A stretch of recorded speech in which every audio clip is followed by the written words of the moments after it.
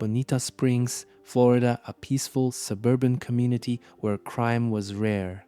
But on the morning of June 29, 2015, that peace was shattered. Dr. Teresa Sievers, a well-respected holistic physician known for her alternative medicine practice, was found brutally murdered in her home. It was her close friend and colleague, Dr. Mark Petrites, who first grew concerned. Teresa hadn't shown up for work that morning. She was never late, never missed a patient. So when calls and texts went unanswered, a gut feeling told him something was wrong. He reached out to Teresa's husband, Mark Sievers, who was out of town with their 2 daughters. Mark, now panicked, called a neighbor and asked them to check the house. What that neighbor found would haunt the town forever. Inside the kitchen, Teresa's body lay face down on the cold tile floor. Her skull had been crushed, repeatedly bludgeoned by what would later be identified as a hammer. Blood splattered the walls, pooling around her head. The attack was frenzied, personal, and brutal. But here's the chilling part. There were no signs of forced entry. This wasn't a robbery gone wrong. Nothing was stolen. No broken windows, no doors kicked in. So if this wasn't a burglary, what was it? News of Teresa's murder spread fast. When authorities reached Mark Sievers, he sounded distraught, inconsolable. "My wife is dead. Oh my God, my wife is dead," he sobbed over the phone. Mark and the couple's 2 daughters had been in Connecticut visiting family at the time. He had an alibi. But even over the phone, his grief was overwhelming, almost too overwhelming. When he finally arrived back in Florida, Mark collapsed into the arms of waiting friends and family, sobbing. "She had no enemies," he kept repeating. "Who would do this?" It was the reaction of a devastated husband, a man whose world had just fallen apart. Or was it? Here's the thing. People grieve differently. But when someone is too emotional, too outwardly devastated, sometimes it raises a different kind of question. Was Mark Sievers a man in mourning? Or was he putting on a show? Detectives stepped inside the Sievers home and immediately noticed something odd. There were no signs of a struggle. The furniture was untouched. The rooms were neat.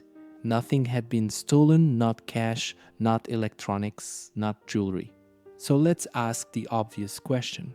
If this was a robbery, why was nothing taken? Even more unsettling, the house wasn't broken into. The front door was locked when the neighbor arrived. Whoever killed Teresa had either been let in or had their own way inside.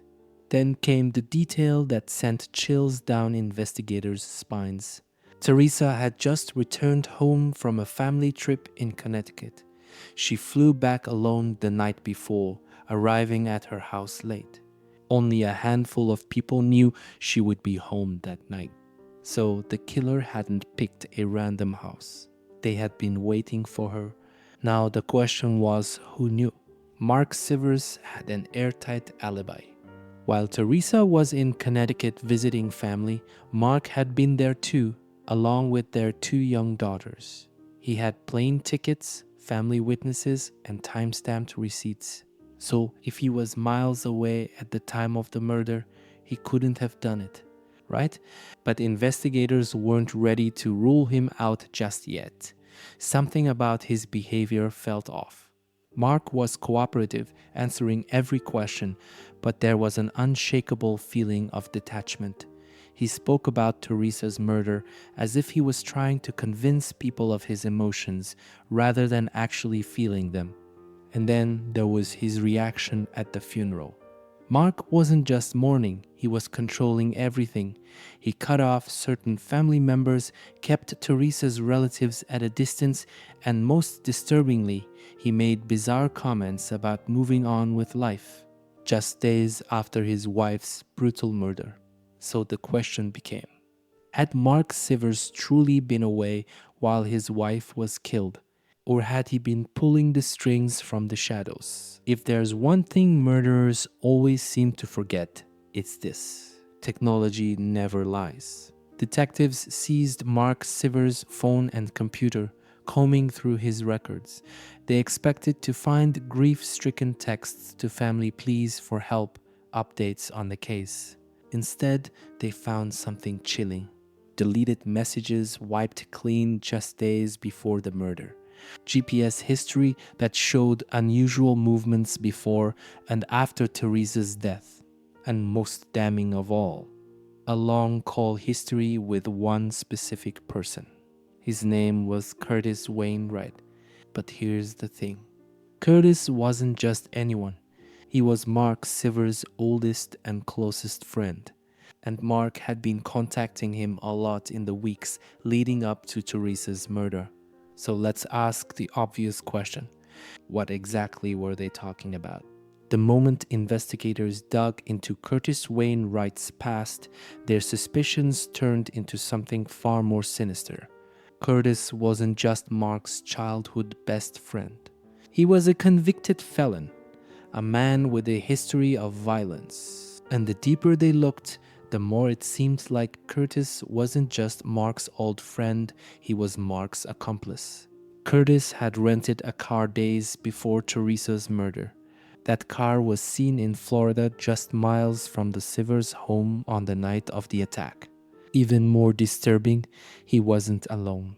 Surveillance footage from a gas station along the highway showed Curtis Wainwright with another man, a man named Jimmy Ray Rogers. And Jimmy? He wasn't just some innocent road trip companion. He was an ex-con known for his brutal, violent tendencies. Had Mark Sievers hired his best friend and a ruthless killer to execute his wife? Because if that was the case, this wasn't just a murder.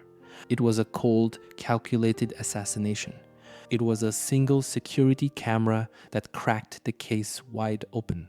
Surveillance footage from a neighbor's house captured something suspicious: a rental car, an unfamiliar vehicle, circling the Sievers neighborhood in the days leading up to the murder. But here's what set off alarms for investigators. This same vehicle was seen again on the night of Teresa's murder, parked near her home for several hours before disappearing into the darkness.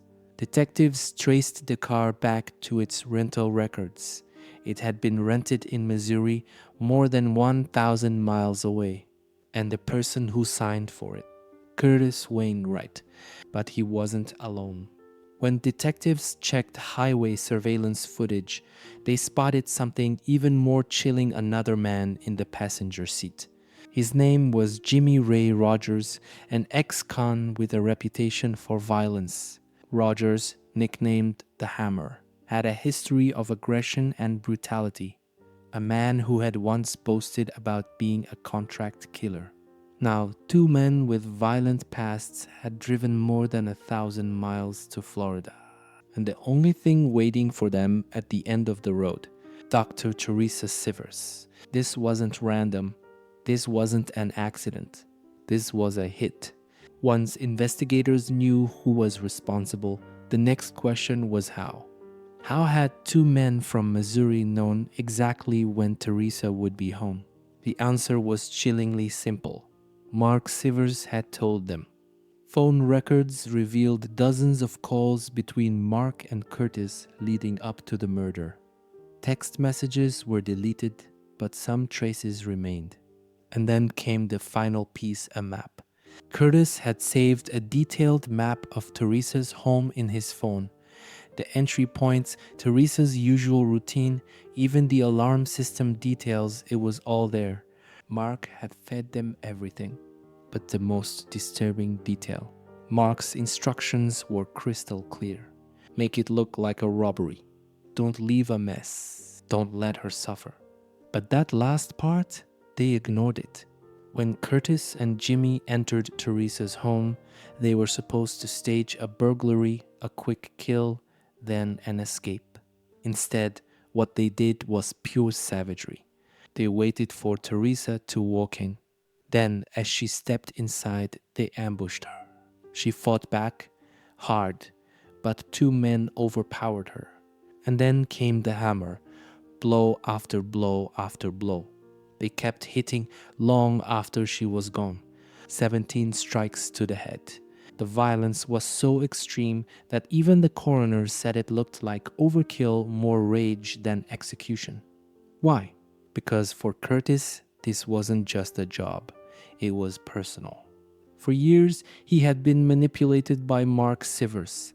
He was desperate to prove his loyalty. And for Jimmy just enjoyed killing. Now that investigators knew how it happened, they had to ask why. What did Mark Sievers stand to gain from his wife's murder? One word: money. Teresa Sievers had a life insurance policy worth millions. And Mark, he was drowning in financial problems. Their marriage was falling apart. Teresa had even told close friends that she suspected Mark was cheating. She was thinking about leaving him. And for Mark, that meant losing everything: his home, his daughters, and most importantly, his access to her money. There was only one way out. If Teresa was gone, Mark wouldn't just get full control of their daughters, he'd also inherit her fortune. The perfect crime, right? Wrong. Because no matter how well he thought he planned it, no matter how well he staged it, the truth always finds a way out. And Mark Sievers was about to learn that the hard way. For weeks, detectives had been quietly building their case, watching and waiting for the perfect moment to strike. And then, on August 27th, 2015, they made their move. First up, Curtis Wainwright. Authorities stormed his home in Missouri, arresting him on suspicion of first-degree murder. At first, Curtis tried to play it cool.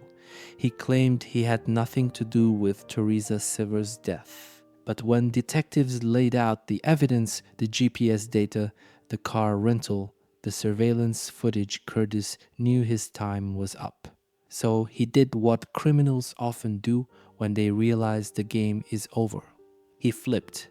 Under pressure, Curtis cracked and confessed everything. Mark Sievers planned it all, he said. Mark had told him that Teresa had to die. And in exchange, Mark had promised him money.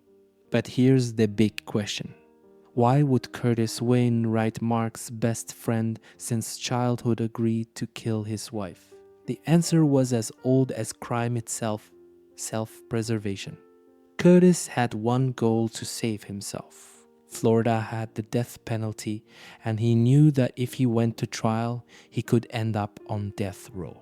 So Curtis did what any scared criminal would do: he struck a deal with prosecutors.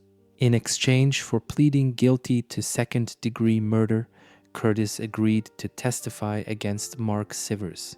It was a massive betrayal. Mark Sievers had trusted Curtis like a brother. They had planned Teresa's murder together, thinking they had covered their tracks. But now, Curtis wasn't just confessing, he was about to hand Mark over on a silver platter. The question was, would his testimony be enough to take Mark Sievers down? When Mark Sievers was finally arrested, he acted shocked. He denied everything. He insisted he had nothing to do with his wife's murder. He claimed he was a loving husband who had been wrongfully accused. But prosecutors weren't buying it. They painted Mark Sievers as a cold, calculating manipulator, a man who had orchestrated his wife's death for money. The evidence against him was overwhelming. Deleted text messages between Mark and Curtis. Phone records showing them communicating before and after the murder. GPS data proving Curtis had driven to Florida with a known killer. Financial records exposing Mark's crushing debt and the millions he stood to gain from Teresa's death. But despite all of this, Mark refused to break. He sat in court, calm and collected, insisting that he was innocent. But the jury had yet to hear the most damning testimony of all: the words of Curtis Wainwright, the man who helped him plan the murder. And when Curtis finally took the stand, everything changed. The courtroom fell silent as Curtis Wainwright took the stand. This was the moment everyone had been waiting for. The man who had confessed to helping plan and execute Teresa Sievers' murder was about to testify against his own best friend. Curtis wasted no time. He described in chilling detail how Mark Sievers had come to him months before Teresa's death, confiding that his marriage was falling apart. According to Curtis, Mark had said Teresa was planning to leave him, and if that happened, he would lose everything. So, Mark had asked a question, a dark, unthinkable question. How can I make this go away? Curtis explained that Mark had begged him for help, insisting that if Teresa was gone, it was the only way to protect his daughters and secure his financial future. And then the bombshell that no one saw coming. Phone records confirmed that Mark Sievers had contacted Curtis Wainwright both before and after Teresa's murder. Not just a few times, but dozens of times. Calls, texts, deleted messages. If Mark Sievers was innocent, why was he so closely in contact with the man who carried out the murder? The jury sat stone-faced, taking it all in. The weight of the evidence was crushing. And then came the most chilling revelation of all. Curtis Wainwright had already given the jury a lot to process.